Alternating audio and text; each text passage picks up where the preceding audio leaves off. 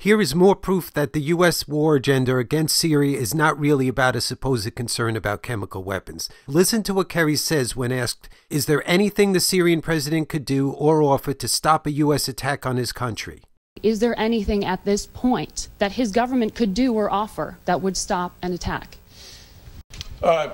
Sure, he could turn over every single bit of his chemical weapons to the international community in the next week. Turn it over, all of it. Without delay, and allow a full and total accounting for that. But he isn't about to do it, and it can't be done, obviously.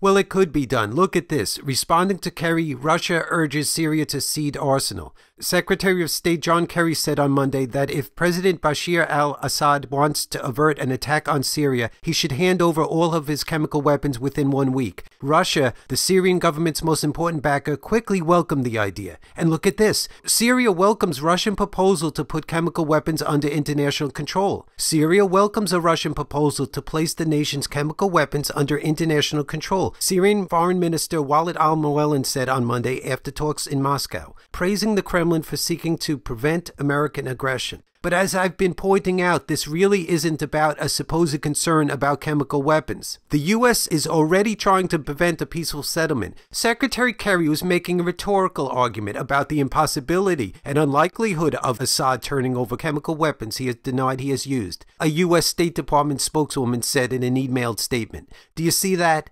U.S. officials are already trying to undermine a peaceful proposal. See my other videos about how U.S. officials continually lie in order to march us into war after war. The powers that be who dictate U.S. foreign policy want another war. Remember, as I pointed out in a previous video, Saddam tried to avoid getting attacked by the U.S. when he allowed UN inspectors into his country. But President Bush simply lied when he falsely claimed Saddam didn't even allow the inspectors in, and so he had to attack Iraq. The war-hungry mass media played along with Bush's lie by not reporting that what President Bush claimed is false. This is the same kind of dishonesty about UN inspectors before the Iraq War. Remember, George W. Bush claimed Saddam didn't even let the inspectors in.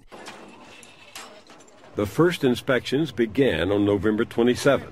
President Bush is just flat out lying about the reality of what happened right before the Iraq War. Which was strange because I made it clear that let the inspectors in or else we'll remove you from power. And he didn't believe me, sadly. He repeated that lie several times and major media allowed him to get away with it. And now we see the same kind of game of lying about the UN inspectors from Obama and Kerry. See my other videos about the dramatic pattern of deception in order to manufacture a pretext to get us into these wars. And see my links in the video info where US intelligence officials sent a letter to President Obama warning him that the intel points to the rebels being behind the alleged chemical attack on August 21st. Please use the YouTube tools below to share this video with everyone you can. Let's hold their feet to the fire and say, here's a peaceful resolution to this crisis that you've created, President Obama. And keep in mind, tell everyone that we already have been through the dishonesty, not only with Iraq, but with Libya, where President Obama had the audacity to claim that Libya wasn't even hostilities, and therefore he had the right to use our military against Libya. They're not going to get away with it, not if we work together. Please use the tools below to share this link. Ask other websites to embed this video on their site. Because it's not only that the U.S. is trying to back out of the Kerry suggestion of a peaceful resolution, it's that there's a pattern of deception and fraud in order to get us into war after war. And the U.S. media is our enemy because they won't point out basic facts.